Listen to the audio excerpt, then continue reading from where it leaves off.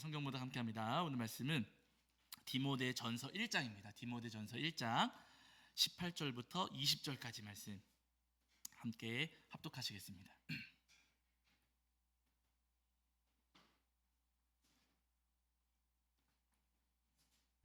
디모데전서 1장 18절부터 20절입니다.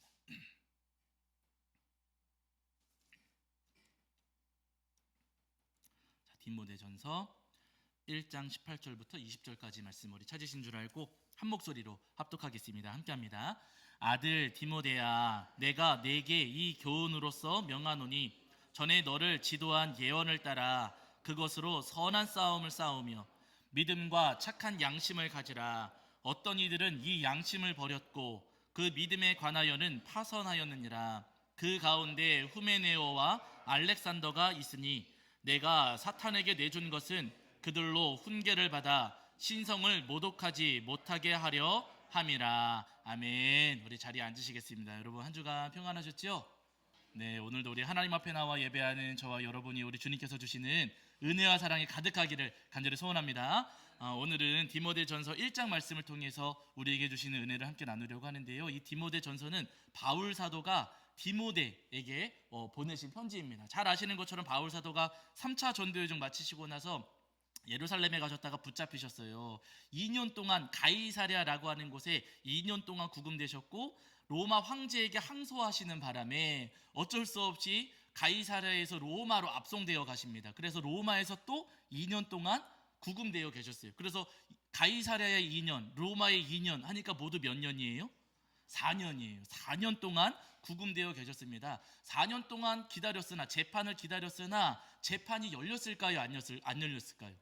재판이 안 열렸어요. 왜냐하면은 바울은 고소를 당했고 바울을 고소한 사람들이 있거든요. 그런데 바울을 고소한 사람들이 법정에 왔어요, 안 왔어요? 유대인들이?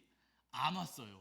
오지를 않았어요. 왜냐하면 바울을 무고하게 고소한 탓에 이 사람들이 왔다가 자기들이 무고하게 고소했다라는 것을 드러나면은 그 죄를 자기들이 뒤집어 쓰게 되는 거거든요. 그래가지고 바울을 고소했던 이 유대인들이 법정에 나오질 않았습니다. 그래서 바울 사도가 구금되어 계시다가 마지막에 가서는 그냥 무혐의로 풀려나시게 된 거예요. 그럼 여러분 생각을 해보세요.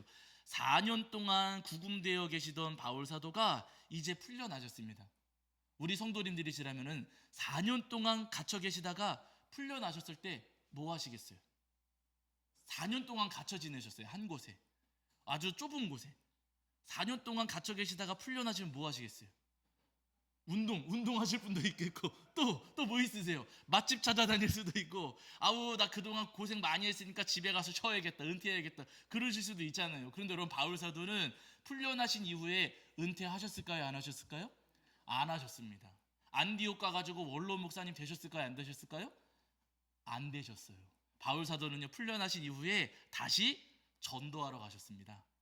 그 전에도 계속해서 전도하셨던 이 바울 사도는요 4년 만에 풀려나셨음에도 불구하고 다시 전도하러 다니셨어요. 그래서 학자들은 무슨 이야기 하냐면은 이때 바울 사도가 로마에서 풀려난 이후에 아마 서바나까지 갔을 것이다. 그토록 바울 사도가 가고 싶어 하셨던 서바나까지 가셔서 전도하셨을 것이다 이야기를 하세요. 왜냐하면은 그 지역에서 바울 사도가 지나갔다라고 하는 비서 글씨가 몇 개가 발견됐어요. 그래가지고 바울 사도가 여기 서바나까지 다녀가셨다라고 많이들 이야기를 하십니다. 그 바울 사도는 여러분 4년 동안 갇혀 계시다가 풀려나신 이후에 열심히 전도를 다니셨어요. 전도만 하신 게 아니라 그 이전에 1차부터 3차 때까지 여러 지역의 교회를 많이 세우셨잖아요. 그렇게 세워진 교회들을 돌보셨어요. 왜냐하면은 그 교회들의 여러 가지 문제들이 생기고 여러 가지 어려움들이 생기니까 바울 사도가 전도와 함께 이전에 세워졌던 교회들을 또 다니시면서 그 교회들을 돌보고 바로잡고 바로 세우시는 사역을 끊임없이 감당을 하셨다는 겁니다. 근데 여러분 생각을 해보세요. 여기저기 전도도 다니시고 수없이 많은 교회들을 다 돌아다니시려면은 감당이 됩니까? 안 됩니까? 몸은 하나인데 감당이 안 돼요. 혼자서는 도저히 감당할 수 없는 그런 일들이었습니다. 그래서 바울 사도가 혼자서는 도저히 감당하실 수가 없으니 어쩔 수 없이 제자들을 여러 교회로 파송하셨던 거예요. 어려움이 있는 교회, 또 바로 세워야 되는 교회, 여러 교회들에게 여러 교회들의 그 바울을 따르던 제자들, 바울 곁에 머물러 있었던 제자들을 파송하여 단임 목사로 이제 보내시게 된 겁니다. 그렇게 파송된 제자 가운데 한 사람이 누구냐면은 오늘 우리가 이 디모데 전서에서 만나고 있는 디모데라고 하는 제자입니다. 잘 아시는 것처럼 이 디모데라고 하는 제자는 바울 사도가 굉장히 사랑하는 제자였어요. 아들처럼 여길 정도로, 친아들은 아니었음에도 불구하고 친아들처럼 여길 정도로 굉장히 아끼는 제자입니다.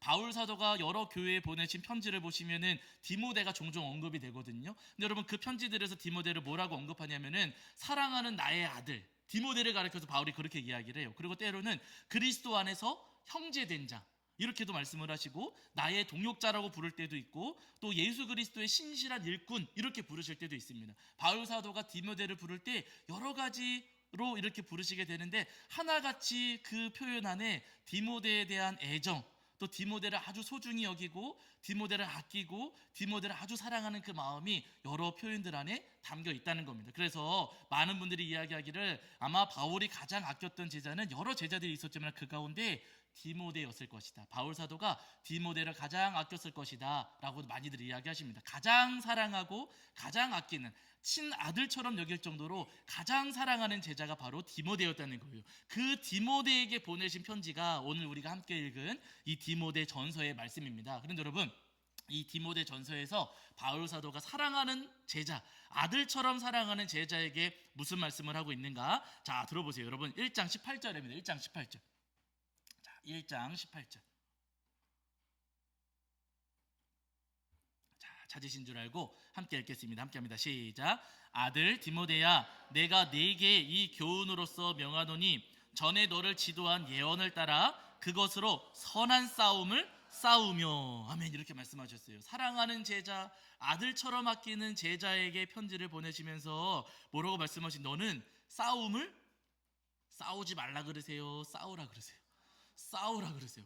디모데야, 너 가서 싸워라 하시는 거. 여러분, 자녀들에게, 아들, 딸에게 학교 보내시면서 너 오늘 학교 가서 싸워 하시는 부모님 있어요, 없어요? 오늘 학교 가서 잘 싸우고 와 하시는 부모님 있어요, 없어요?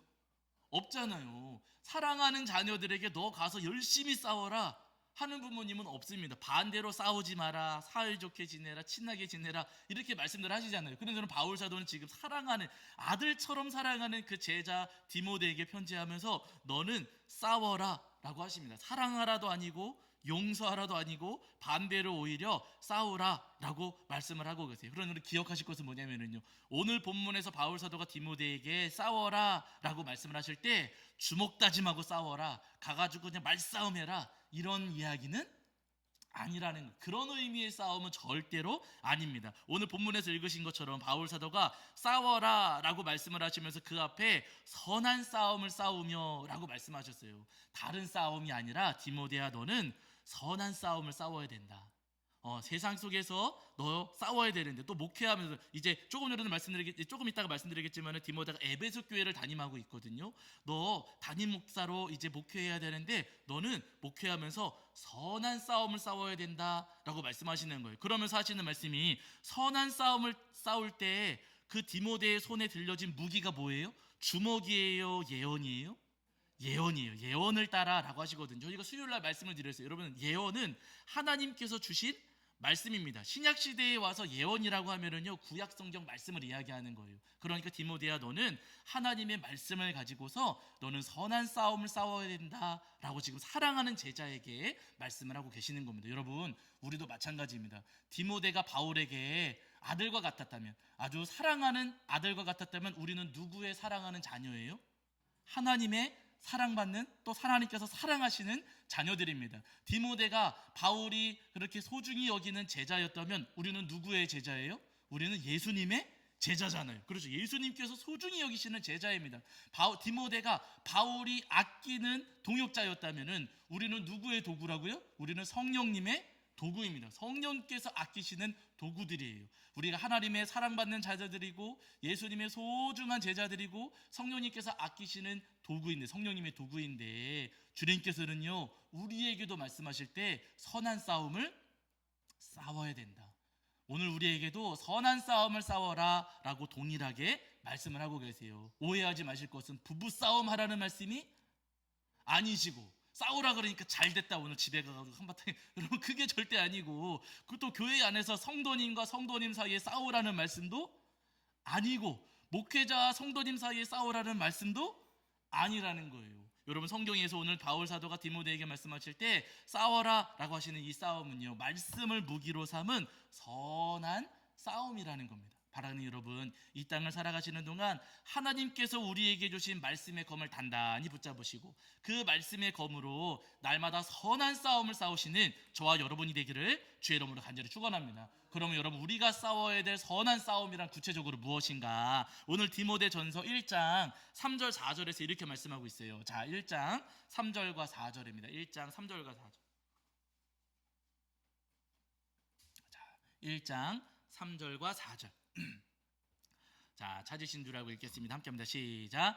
내가 마게도냐로 갈 때에 너를 권하여 에베소에 머물라 한 것은 어떤 사람들을 명하여 다른 교훈을 가르치지 말며 신화와 끝없는 족보에 몰두하지 말게 하려 함이라. 이런 것은 믿음 안에 있는 하나님의 경륜을 이름보다 도리어 변론을 내는 것이라. 아멘. 이렇게 말씀하셨어요. 지금 디모데가 머무르고 있는 것, 디모데가 파송받은 곳은 에베소입니다. 3절에 너를 권하여 에베소에 머물라 한 것은, 이렇게 말씀하시는. 그러니까 바울 사도가 구금 상태에서 풀려나신 이후에 여러 지역을 다니시고 여러 교회를 돌보시다가 디모데는 에베소 교회에 남겨두셨다는 거예요. 디모데야, 너는 에베소 교회 담임해.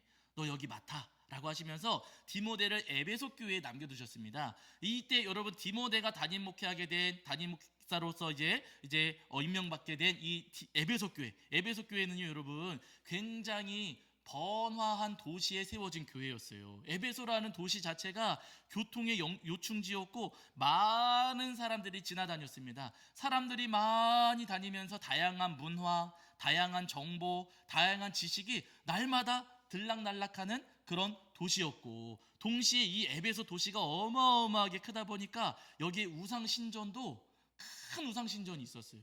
우상신전도 큰 곳이 있었고, 그뿐만 아니라 여러분, 이 에베소에는요, 그 당시에 도서관이 있었습니다. 도서관이 흔치 않은 시대였는데 도서관이 있었는데, 그 중에서도 3대 도서관, 규모로 봤을 때 세 손가락 안에 드는 도서관이 여기 에베소에 있었다는 거예요. 그러니까 여러분, 이런 여러 가지의 정보들을 종합해 볼 때 에베소라고 하는 도시는 문화적으로, 종교적으로, 또 학문적으로 굉장히 발달하고 앞서 있는 도시였다, 우리가 생각해 볼 수가 있어요. 굉장히 세속화된, 아주 앞서 있고 발달한 그런 번화한 그런 도시였다는 겁니다. 그런데 이렇게 번화한 도시에 교회가 세워졌어요. 아주 화려한 도시에 교회가 세워져 있습니다. 그러면 여러분, 그 화려한 도시의 문화가 교회 안으로 들어올까요, 안 들어올까요? 들어옵니다.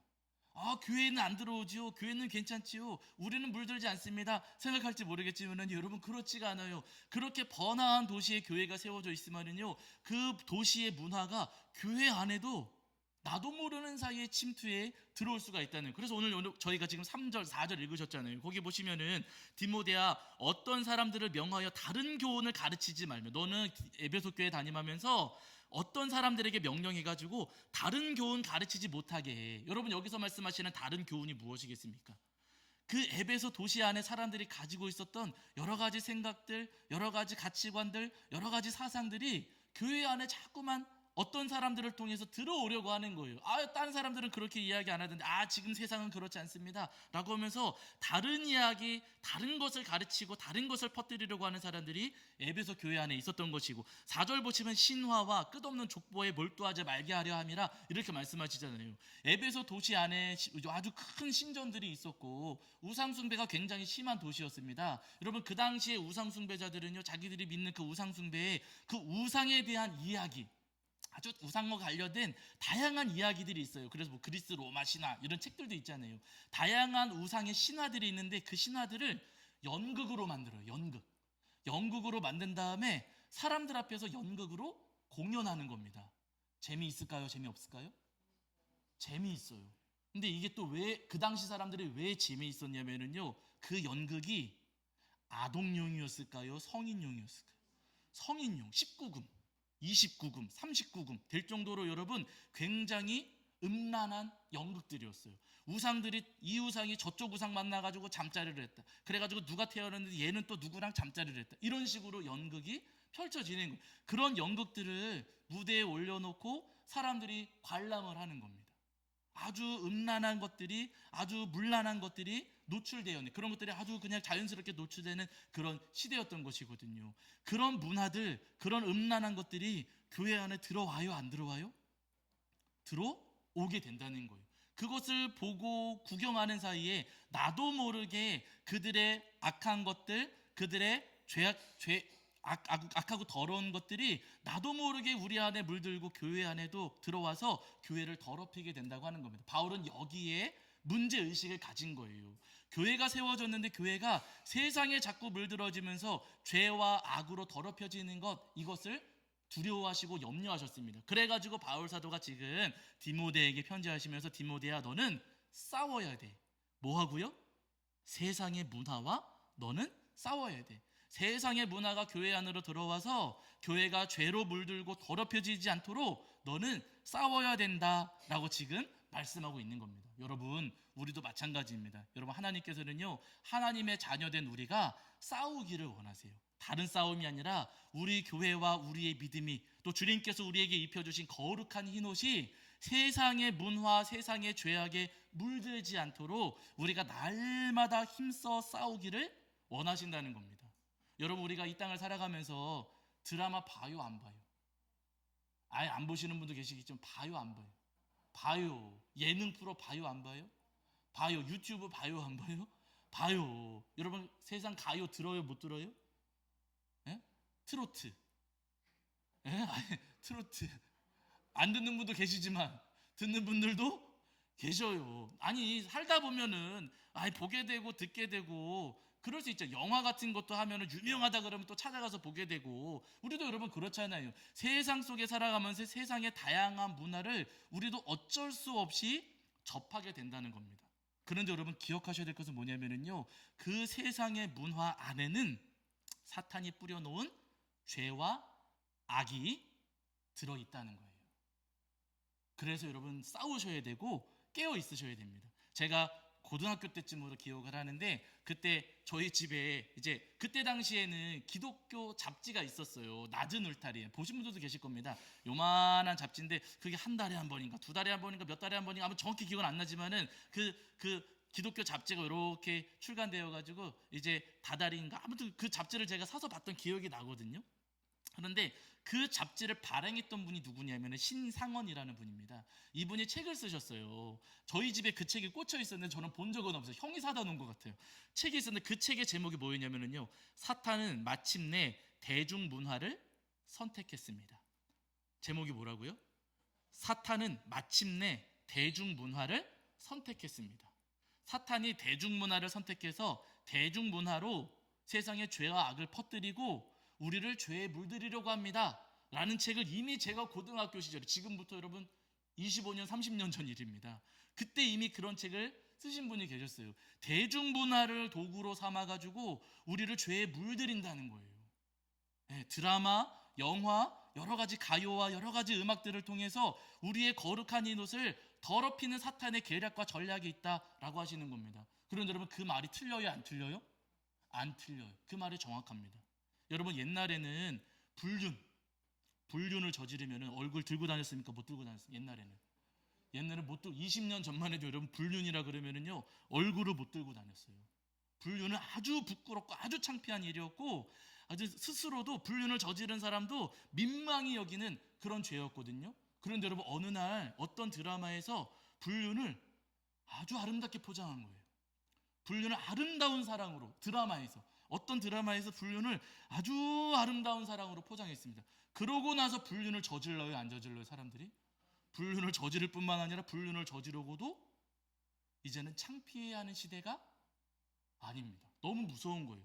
그 불륜을 아름답게 포장하는 그 드라마를 사람들이 다 보면서 와, 저것도 사랑이로구나 생각을 하면서 불륜을 저지르는 것을 사람들이 사랑이라고 착각을 하게 되는 것이고, 그러고 나서 여러분, 지금은요 어떤 시대가 됐냐면은요, 결혼했음에도 불구하고 남편이든 아내든 여자친구, 남자친구 없으면 바보 멍청이야 하는 시대가 됐습니다. 여러분 말이 돼요, 안 돼요? 말도 안 되는 시대가 됐어요. 그런 여러분 그런 드라마를 통해서 아주 너무 자연스럽게 엄청난 죄와 악이 퍼지고 우리 안에 이미 그 죄와 악이 뿌려지게 되었다는 거예요. 그뿐만 아니라 여러분 영화 같은 데 보시면은요, 여러분 조직폭력배, 깡패 나쁜 놈들입니까? 착한 놈들입니까? 나쁜 놈들이잖아요. 그런데 영화 같은 데 보면은 이 조직폭력배 깡패들을 나쁘게 표현해요? 의롭게 표현해요? 의리 있는 사람들인 것처럼, 멋있는 사람들, 무슨 마이 못다이가 막 그러면서 여러분 막 멋있는 것처럼 그렇게 깡패들을 그렇게 표현을 해놨어요. 그러고 나니까 여러분 학생들 또 젊은 청년들이 몸에다가 뭐 그리고 다녀요? 문신 그리고 다녀요. 아무렇지 않게. 여러분 그 문신 그리는 게 얼마나 잘못된 일입니까? 몸에다가. 그런데 그 영화에 등장하는 조직폭력배들이 그렇게 멋있게 등장하는 거 보면서 자기들도 그렇게 몸에다가 그림을 그리고 다니고 거기에 대해서 아무런 죄의식도 잘못된 것을 느끼지를 못한다는 거예요. 여러분 옛날에는 청년들이 만나서 결혼할 때 속도 위반하면은 자랑스러워했습니까? 창피했습니까? 옛날엔 창피했어요. 속도 위반하면은요 창피했습니다. 그런데 제가 기억하기로 10몇 년 전쯤에 방송국을 아직도 기억을 해요. JTBC였던 것으로 기억을. 거기서 무슨 마녀 사냥인가? 무슨 그런 예능 프로 같은 것들을 하면서 청년들의 연애 고민을 상담한다는 거예요. 패널들이 이렇게 나와가지고 이제 청년들의 연애 고민 이렇게 영상을 통해서 청년들의 고민을 들으면 이렇게 이야기를 해주는 거예요. 그런데 그 패널들이 무슨 이야기하냐면요, 청년들이 만나서 교제를 할 때 잠자리를 갖지 않는 것은 잘못된 거야. 당연히 잠자리를 갖는 거야. 결혼하기 전에 잠자리 가져도 괜찮고, 아니 뭐 동거할 수도 있는 거야. 처음 나이트클럽 가가지고 처음 만났어도 잠자리 하는 거 괜찮은 거야. 그러지 않으면 사랑하지 않는 거야 라고 그 패널들이 거기서 하나같이 다 그 이야기를 하는 겁니다. 깔깔거리면서. 그러면 지금 와가지고는 속도 위반이 부끄러워졌습니까? 아무렇지 않은 일이 됐습니까? 아무렇지 않은 일이 됐고 동거하는 것도 죄의식 없이 하는 시대가 되었다는 거예요. 여러분 이게 사탄의 뭐예요? 전략이에요.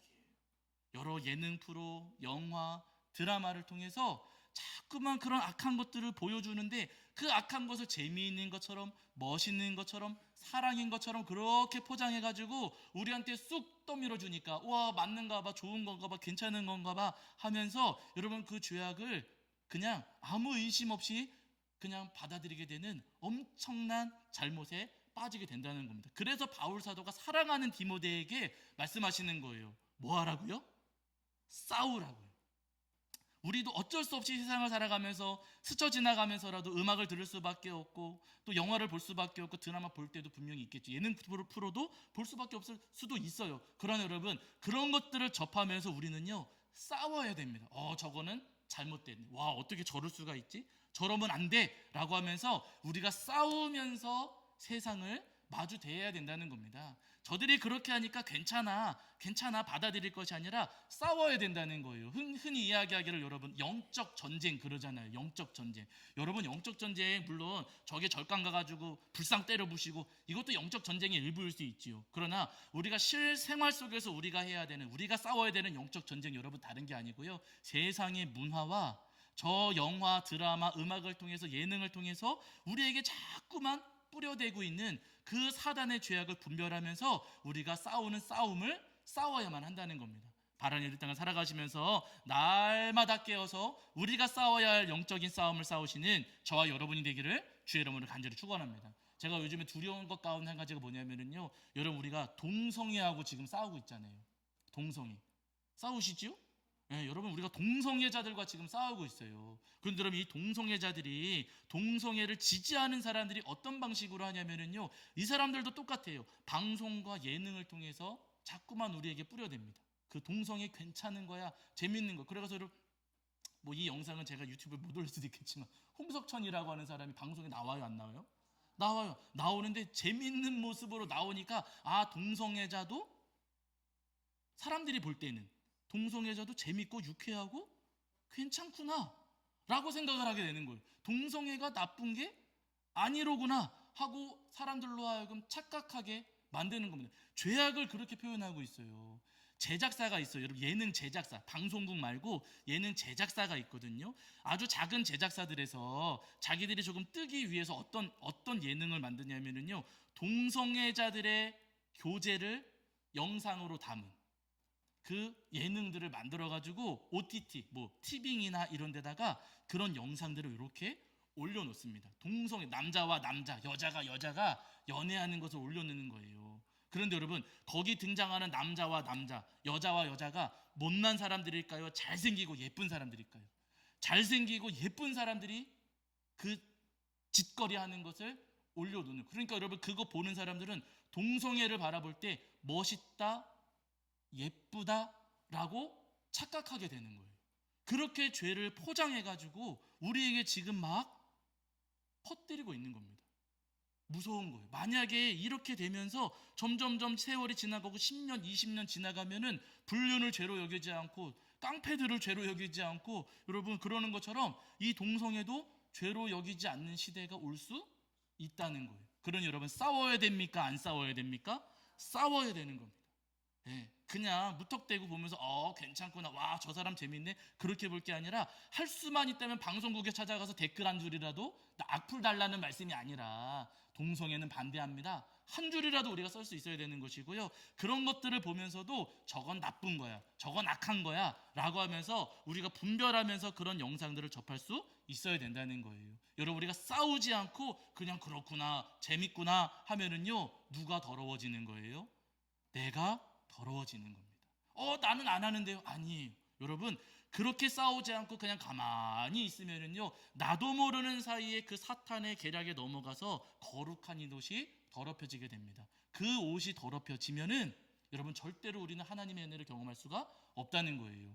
요한계시록에 보시면은 여러분, 요한계시록 3장에 사대교회에 대한 말씀이 있거든요. 이 사대교회는 굉장히 유명한 교회, 그 당시에 유명한 교회였고 이름이 널리 알려진 그런 교회였습니다. 그런데 예수님께서 이 사대교회, 유명한 교회, 널리 알려진 교회를 향해서 예수님께서 말씀하실 때 어떤 교회라고 하시냐면요, 너희는 죽은 자다, 너희는 죽은 교회다, 이렇게 말씀하세요. 왜 그렇게 유명한 교회를 가리켜서 왜 죽은 교회다 라고 말씀을 하시는가? 자, 여러분, 말씀 여기 한 구절만 보실게요. 요한계시록 3장입니다. 요한계시록 3장 2절. 요한계시록 3장 2절입니다. 요한계시록 3장 2절.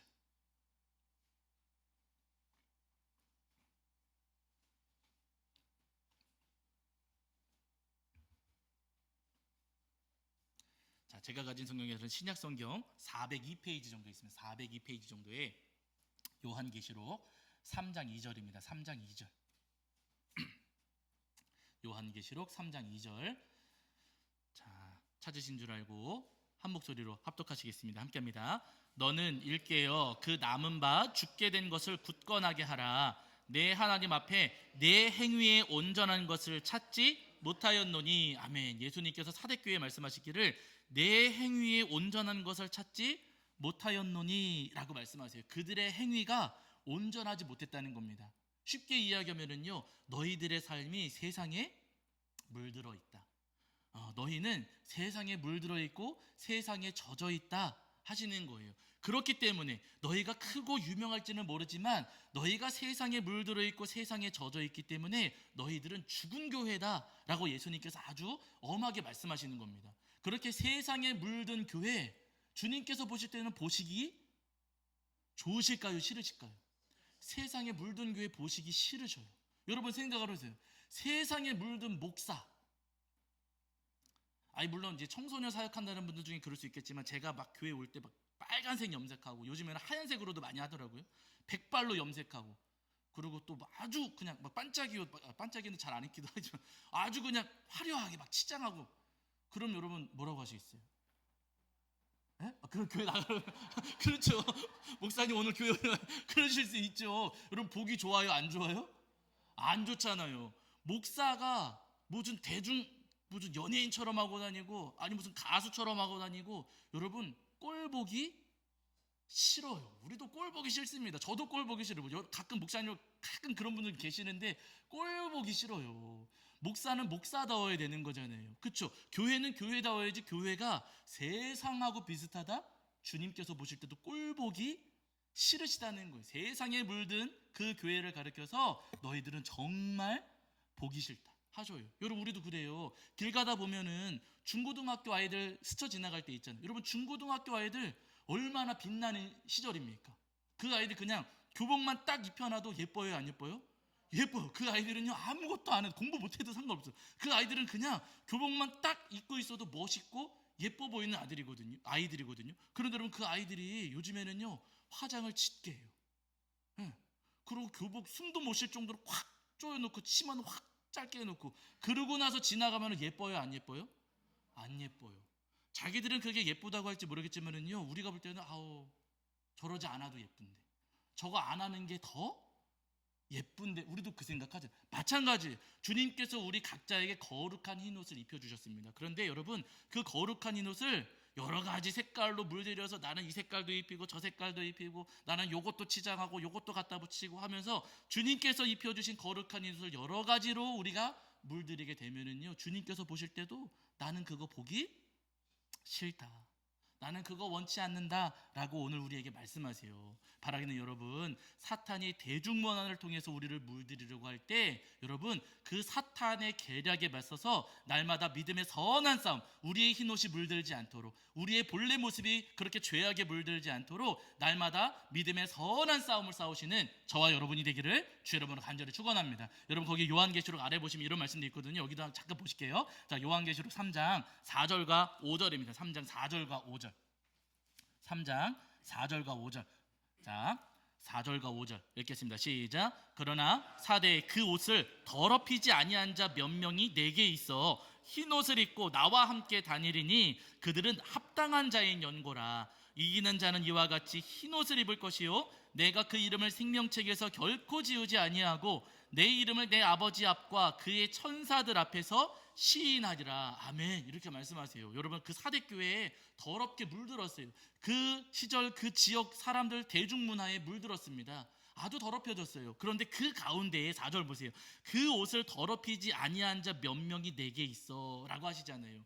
그렇게 물들었는데 그 가운데에 더럽히지 않은 순결한 자들, 순전한 자들, 순수한 이들이 그 안에 몇 사람 있었다는 거예요. 흰 옷을 더럽히지 않은 사람들이. 그들을 주님께서 바라보시면서 뭐라고 말씀하시냐면요 5절에 내가 그 이름을 어디서 지우지 않으셔요? 생명책에서 결코 지우지 않고 그 이름을 누구 앞에서요? 내 앞에서 천사들 앞에서 시인하니라. 이게 무슨 말씀입니까? 하나님 이 사람이에요. 그렇게 사람들이 다 더럽히고 있는데 끝까지 더럽히지 않은 사람이 여기 있습니다 하면서 예수님께서 자랑해 주신다는 거예요. 여기 있다고. 주님 보시라고. 생명책에다가 아주 그냥 정확하게 절대로 지워지지 않을 정도로 이름을 깊이 새겨주시고 하나님 앞에서 천사들 앞에서 바로 이 사람이라고 하시면서 칭찬하시고 인정해 주신다는 겁니다. 여러분 우리도 마찬가지입니다. 세상이 우리를 막 물들이려고 하고 사탄이 어떻게든 우리를 더럽히려고 합니다. 그러나 여러분 그럼에도 불구하고 끝까지 믿음의 선한 싸움을 싸우면서 우리의 흰옷을 더럽히지 않을 때 우리의 흰옷을 순수하고 순전하고 순결하게 지킬 때 여러분 주님께서 우리의 이름을 생명책에 깊이 새겨주시리라 믿습니다. 주님 앞에서 우리를 시인해 주시고 천사들 앞에서 우리를 칭찬하시리라 믿습니다. 바른 여러분 그 은혜 우리를 깊이 새겨주시고 우리를 칭찬하시고 인정하실 주님의 그 은혜를 소망하시면서 끝까지 세상과 맞서서 믿음의 선한 싸움을 싸우시는 저와 여러분이 되기를 주의 이름으로 간절히 축원합니다. 자 우리 찬송합니다. 찬송가 360장입니다. 360장 찬송 360장 찬송하시면서 준비하신 예물 봉헌하겠습니다.